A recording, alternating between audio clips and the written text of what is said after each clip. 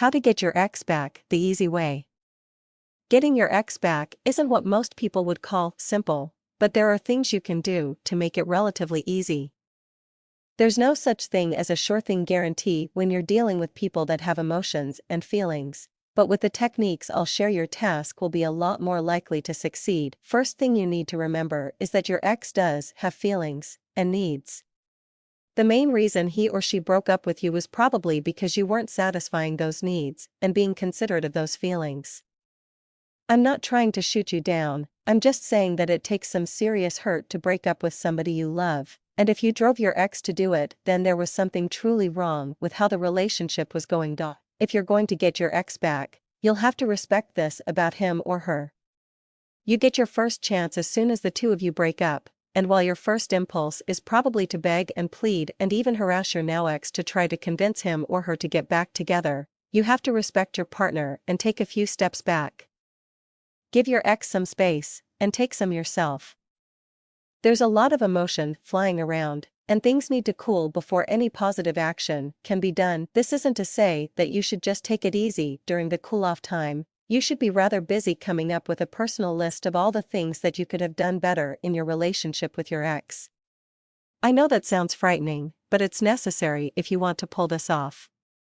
To be blunt, the relationship failed, and any relationship that starts back up with the same problems is going to fail as well.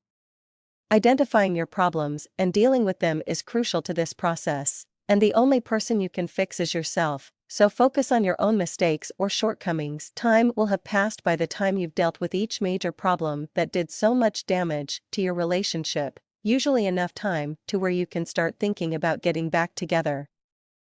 Be warned though, this isn't a rush headfirst back in sort of situation. It requires tact, sensitivity, and patience. If you hit the gas too fast with your ex, it's just going to backfire on you as the intimidation and stress pushes your ex away. Keep beginning contacts light and simple. A good standby is the simple "Hey, how's it going?" phone call or email. Avoid talking about the relationship and just be casually friendly. Non-aggressive, non-threatening, those are what you're after. Once the ice has been broken again, things can pick up a little from there, depending on how your ex is dealing with the time apart and your new advances. Feel your ex out and move only as quickly as is comfortable for him or her. The main secret to this whole method is probably that toughest step where you sit down with yourself to identify and fix your problems.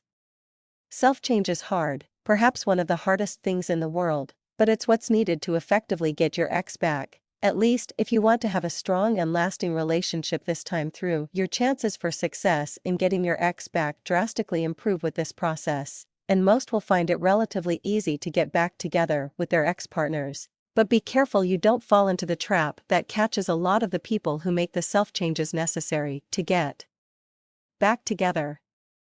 All too often, a person will make great progress and solve all his/her relationship problems, get back together with his/her ex, and then slide right back into the old behaviors that got him/her dumped to the curb before, with predictable results. Don't let all your hard work go to waste because you couldn't keep up the maintenance. If you cared enough to change for your partner, you should care enough to stay changed.